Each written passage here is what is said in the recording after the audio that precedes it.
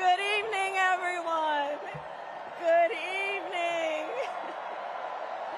Good evening.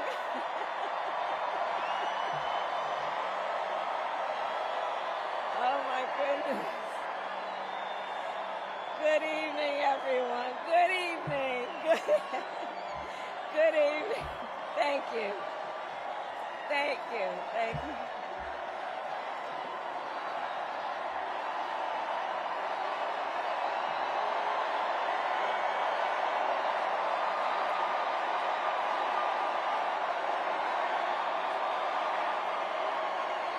Good evening.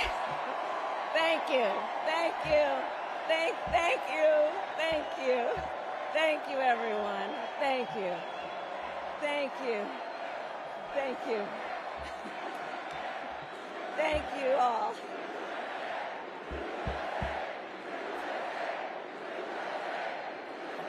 Thank you all. Okay, we got to get to some business. We got to get to some business. Okay. Thank you all. Okay. Thank you, thank you, thank you, thank you, thank you, thank you, thank you. Please, thank you, please, thank you so very much. Thank you, everyone. Thank you, everyone. Thank you. Okay, let's get to business. Let's get to business. All right. So let me start by thanking my most incredible husband, Doug, for being an incredible partner to me, an incredible father to Cole and Ella, and happy anniversary, Dougie. I love you so very much. To our President Joe Biden, when I think about the path that we have traveled together, Joe, I am filled with gratitude. Your record is extraordinary, as history will show, and your character is inspiring. And Doug and I love you and Jill and are forever thankful to you both.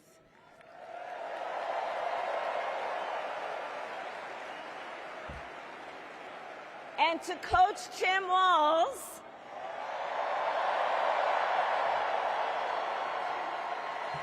you are going to be an incredible vice president.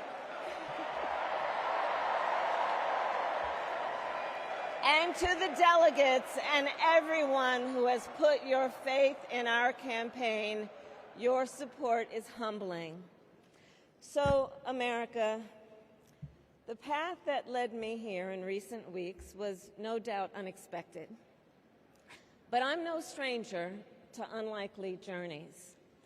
So my mother, our mother, Kamala Harris, had one of her own, and I miss her every day, and especially right now. And I know she's looking down smiling.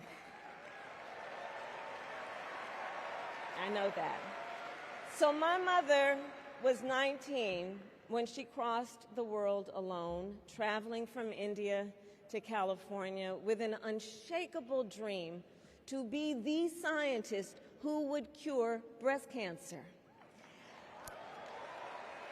When she finished school, she was supposed to return home to a traditional arranged marriage.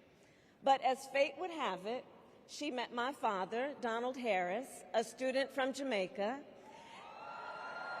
They fell in love and got married, and that act of self-determination made my sister Maya and me.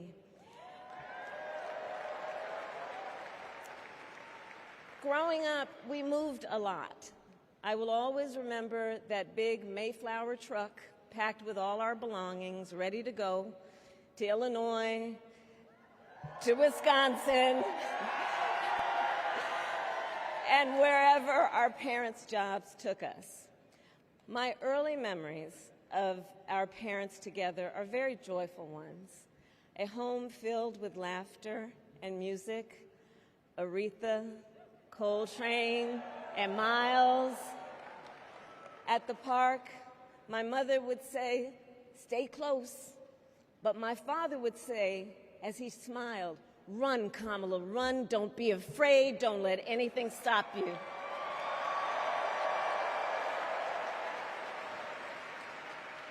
From my earliest years, he taught me to be fearless. But the harmony between my parents did not last.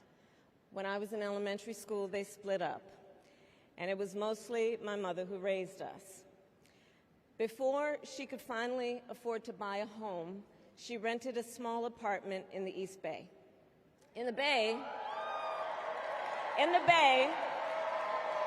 you either live in the hills or the flatlands. We lived in the flats, a beautiful working-class neighborhood of firefighters, nurses, and construction workers, all who tended their lawns with pride. My mother, she worked long hours, and like many working parents, she leaned on a trusted circle to help raise us. Mrs. Shelton, who ran the daycare below us and became a second mother. Uncle Sherman, Aunt Mary, Uncle Freddie, Auntie Chris. None of them family by blood, and all of them family by love.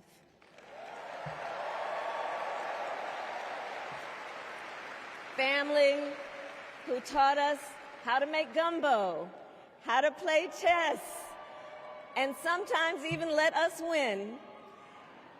Family who loved us, believed in us, and told us we could be anything and do anything. They instilled in us the values they personified: community, faith, and the importance of treating others as you would want to be treated, with kindness, respect, and compassion. My mother was a brilliant, 5-foot-tall, brown woman with an accent. And as the eldest child, I saw how the world would sometimes treat her. But my mother never lost her cool. She was tough, courageous, a trailblazer in the fight for women's health, and she taught Maya and me a lesson that Michelle mentioned the other night.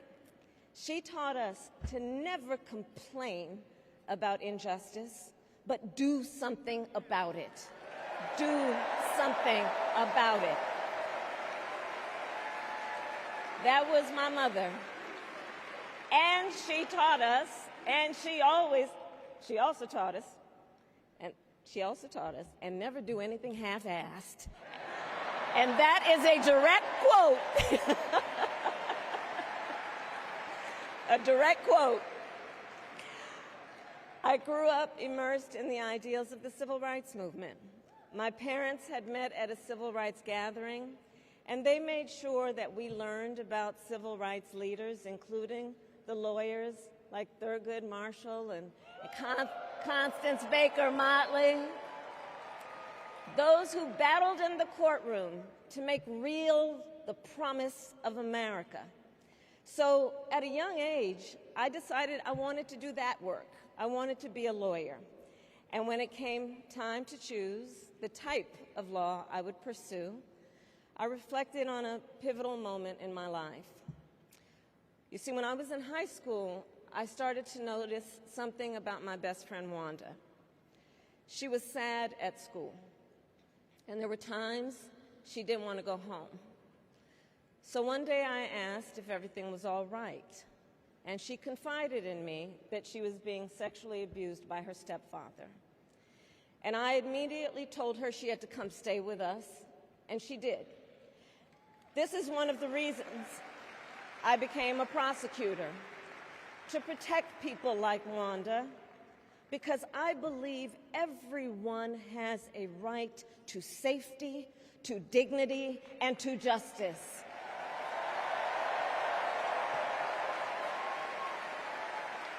As a prosecutor, when I had a case, I charged it not in the name of the victim, but in the name of the people. For a simple reason. In our system of justice, a harm against any one of us is a harm against all of us.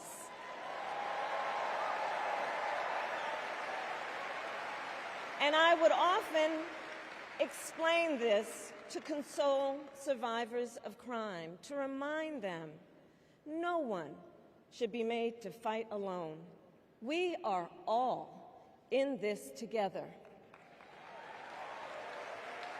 And every day in the courtroom, I stood proudly before a judge and I said 5 words: Kamala Harris for the people.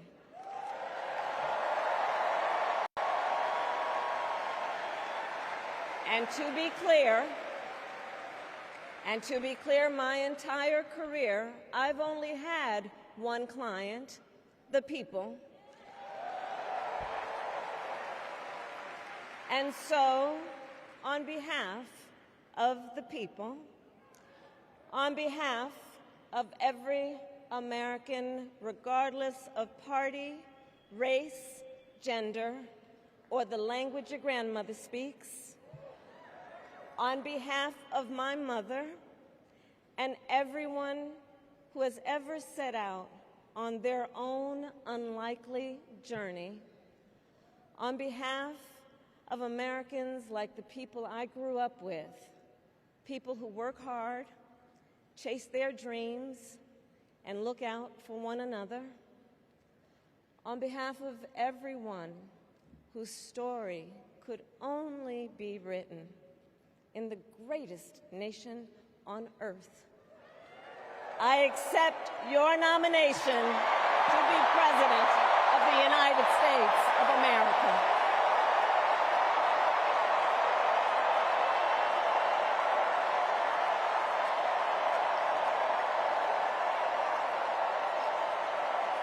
And with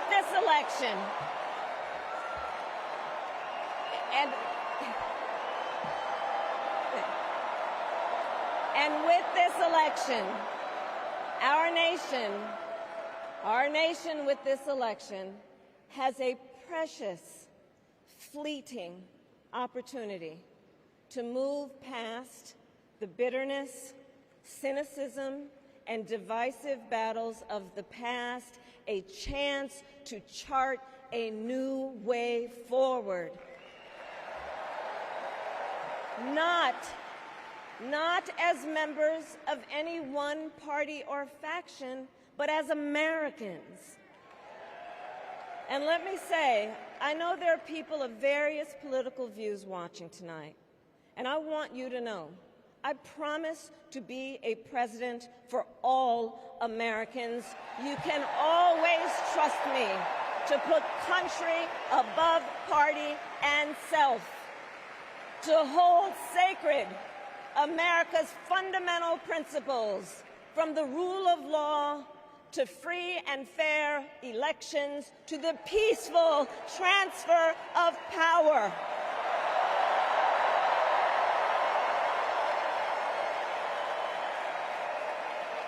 I will be a president who unites us around our highest aspirations, a president who leads and listens, who is realistic, practical, and has common sense, and always fights for the American people. From the courthouse to the White House, that has been my life's work. As a young courtroom prosecutor in Oakland, California, I stood up for women and children against predators who abuse them. As Attorney General of California, I took on the big banks, delivered $20 billion for middle-class families who faced foreclosure, and helped pass a homeowner Bill of Rights, one of the first of its kind in the nation. I stood up for veterans and students being scammed by big for-profit colleges, for workers who are being cheated out of their wages, the wages they were due, for seniors facing elder abuse. I fought against the cartels who traffic in guns and drugs and human beings. who threaten the security of our border and the safety of our communities. And I will tell you, these fights were not easy, and neither were the elections that put me in those offices. We were underestimated at practically every turn, but we never gave up, because the future is always worth fighting for. And that's the fight we are in right now, a fight for America's future.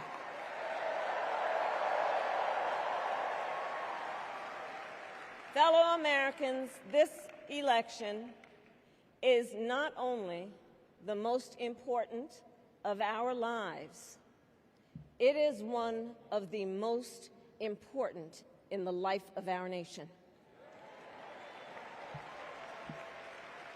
In many ways, Donald Trump is an unserious man. But the consequences of putting Donald Trump back in the White House are extremely serious. Consider not only the chaos and calamity when he was in office, but also the gravity of what has happened since he lost the last election. Donald Trump tried to throw away your votes. When he failed, he sent an armed mob to the United States Capitol, where they assaulted law enforcement officers. When politicians in his own party begged him to call off the mob and send help, he did the opposite. He fanned the flames. And now, for an entirely different set of crimes, he was found guilty of fraud by a jury of everyday Americans and separately found liable for committing sexual abuse. And consider what he intends to do if we give him power again. Consider his explicit intent to set free violent extremists who assaulted those law enforcement officers at the Capitol. His explicit intent to jail journalists, political opponents, and anyone he sees as the enemy. His explicit intent to deploy our active duty military against our own citizens. Consider the power he will have, especially after the United States Supreme Court just ruled that he would be immune from criminal prosecution. Just imagine Donald Trump with no guardrails, and how he would use the immense powers of the presidency of the United States, not to improve your life, not to strengthen our national security, but to serve the only client he has ever had, himself.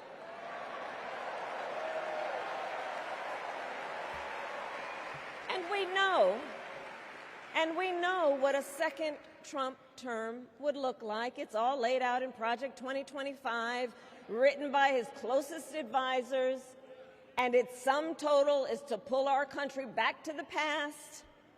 But America, we are not going back.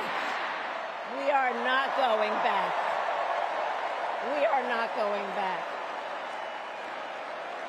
We are not going back to when Donald Trump tried to cut Social Security and Medicare. We are not going back to when he tried to get rid of the Affordable Care Act, when insurance companies could deny people with pre-existing conditions. We are not going to let him eliminate the Department of Education that funds our public schools. We are not going to let him end programs like Head Start that provide preschool and child care for our children. America, we are not going back.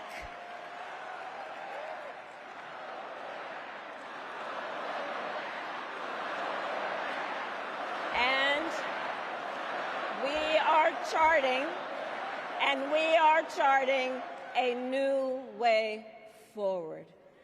Forward to a future with a strong and growing middle class, because we know a strong middle class has always been critical to America's success. And building that middle class will be a defining goal of my presidency.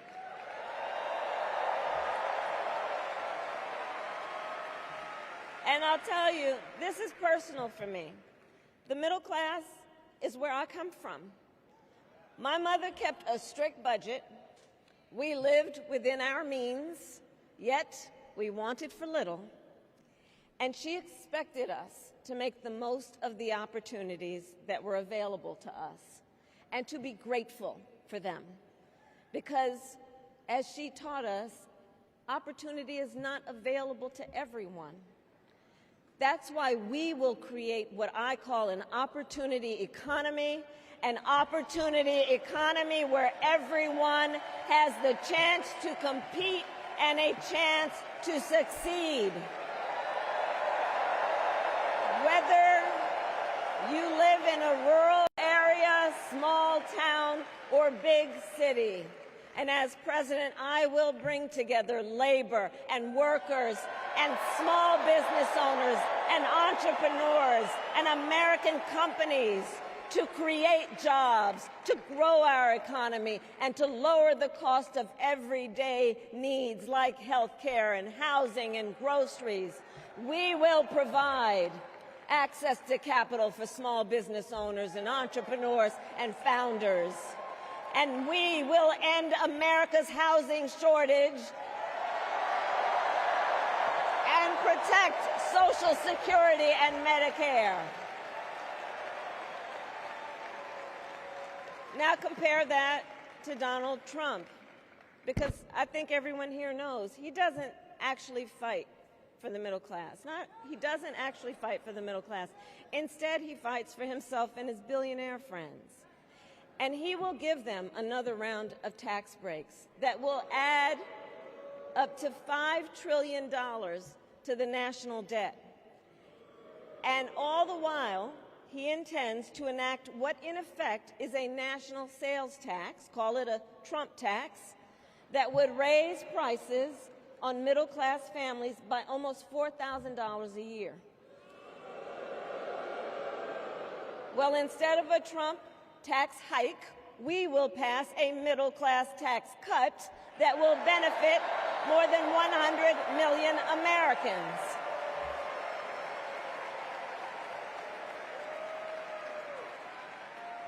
Friends, I believe America cannot truly be prosperous unless Americans are fully able to make their own decisions about their own lives, especially on matters of heart and home.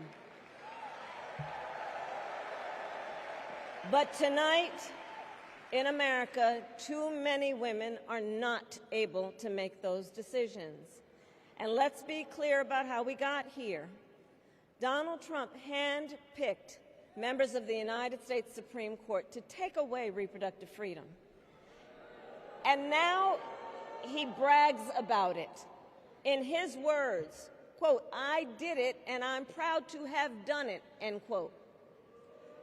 Well, I'll tell you, over the past 2 years, I've traveled across our country, and women have told me their stories. Husbands and fathers have shared theirs. Stories of women miscarrying in a parking lot, developing sepsis, losing the ability to ever again have children, all because doctors are afraid they may go to jail for caring for their patients. Couples just trying to grow their family, cut off in the middle of IVF treatments. children who have survived sexual assault, potentially being forced to carry a pregnancy to term. This is what's happening in our country because of Donald Trump. And understand, he is not done. As a part of his agenda, he and his allies would limit access to birth control, ban medication abortion, and enact a nationwide abortion ban with or without Congress. And get this, he plans to create a national anti-abortion coordinator and force states to report on women's miscarriages and abortions. Simply put, they are out of their minds.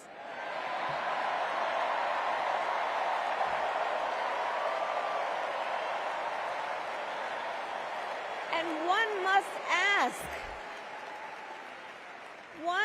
ask, why exactly is it that they don't trust women? Well, we trust women. We trust women. And when Congress passes a bill to restore reproductive freedom, as President of the United States, I will proudly sign it into law.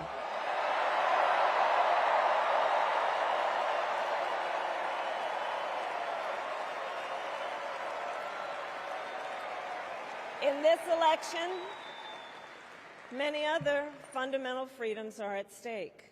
The freedom to live safe from gun violence in our schools, communities, and places of worship. The freedom to love who you love openly and with pride. The freedom to breathe clean air and drink clean water and live free from the pollution that fuels the climate crisis. And the freedom that unlocks all the others, the freedom to vote. With this election, we finally have the opportunity to pass the John Lewis Voting Rights Act and the Freedom to Vote Act.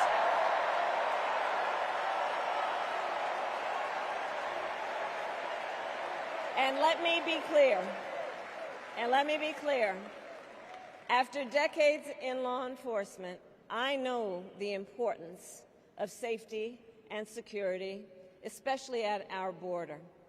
Last year, Joe and I brought together Democrats and conservative Republicans to write the strongest border bill in decades. The Border Patrol endorsed it. But Donald Trump believes a border deal would hurt his campaign. So he ordered his allies in Congress to kill the deal.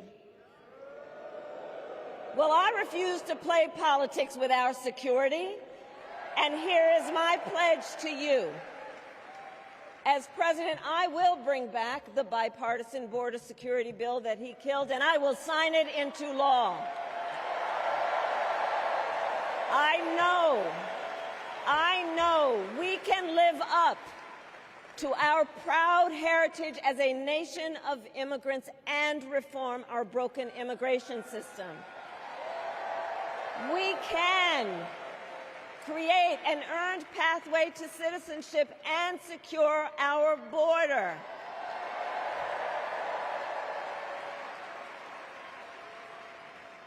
And America, we must also be steadfast in advancing our security and values abroad. As Vice President, I have confronted threats to our security, negotiated with foreign leaders, strengthened our alliances, and engaged with our brave troops overseas. As Commander-in-Chief, I will ensure America always has the strongest, most lethal fighting force in the world, and I will fulfill our sacred obligation to care for our troops and their families, and I will always honor and never disparage their service and their sacrifice.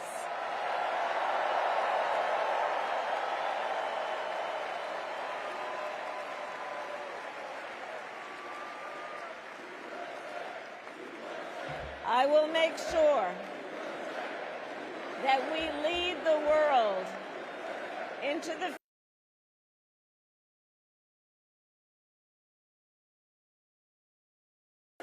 for the 21st century, and that we strengthen, not abdicate, our global leadership. Trump, on the other hand, threatened to abandon NATO. He encouraged Putin to invade our allies, said Russia could, quote, do whatever the hell they want. 5 days before Russia attacked Ukraine, I met with President Zelensky to warn him about Russia's plan to invade. I helped mobilize a global response, over 50 countries, to defend against Putin's aggression. And as president, I will stand strong with Ukraine and our NATO allies.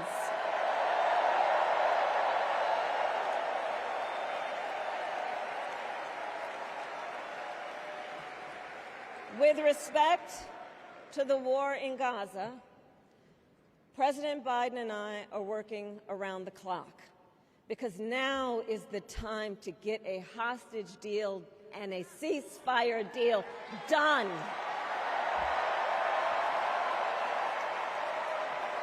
And let me be clear, I will always stand up for Israel's right to defend itself, and I will always ensure Israel has the ability to defend itself, because the people of Israel must never again face the horror that a terrorist organization called Hamas caused on October 7, including unspeakable sexual violence and the massacre of young people at a music festival. At the same time, what has happened in Gaza over the past 10 months is devastating. So many innocent lives lost. Desperate, hungry people fleeing for safety over and over again. The scale of suffering is heartbreaking. President Biden and I are working to end this war such that Israel is secure, the hostages are released, the suffering in Gaza ends, and the Palestinian people can realize their right to dignity, security, freedom, and self-determination.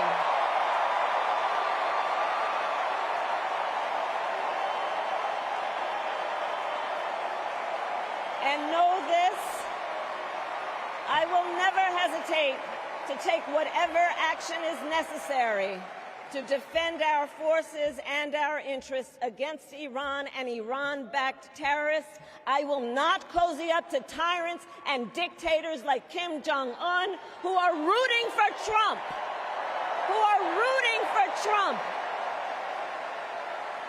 Because, you know, they know he is easy to manipulate with flattery and favors.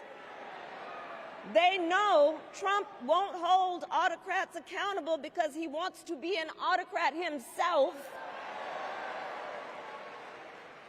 And as president, I will never waver in defense of America's security and ideals, because in the enduring struggle between democracy and tyranny, I know where I stand and I know where the United States belongs.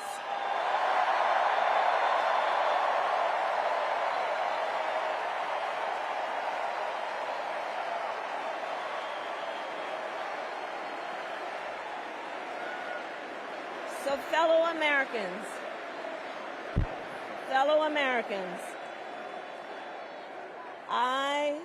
I love our country with all my heart. Everywhere I go, in everyone I meet, I see a nation that is ready to move forward, ready for the next step in the incredible journey that is America. I see an America where we hold fast to the fearless belief that built our nation and inspired the world, that here in this country, anything is possible, that nothing is out of reach. An America where we care for one another, look out for one another, and recognize that we have so much more in common than what separates us. That none of us has to fail for all of us to succeed. And that in unity there is strength. You know, our opponents in this race are out there every day denigrating America, talking about how terrible everything is. Well, my mother had another lesson she used to teach. Never let anyone tell you who you are. You show them who you are. America, let us show each other and the world who we are and what we stand for. Freedom, opportunity, compassion, dignity, fairness, and endless possibilities.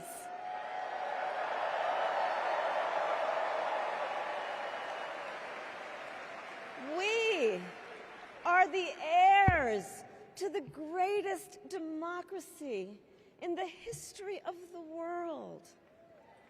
And on behalf of our children and our grandchildren and all those who sacrificed so dearly for our freedom and liberty, we must be worthy of this moment. It is now our turn to do what generations before us have done, guided by optimism and faith, to fight for this country we love, to fight for the ideals we cherish, and to uphold the awesome responsibility that comes with the greatest privilege on earth, the privilege and pride of being an American.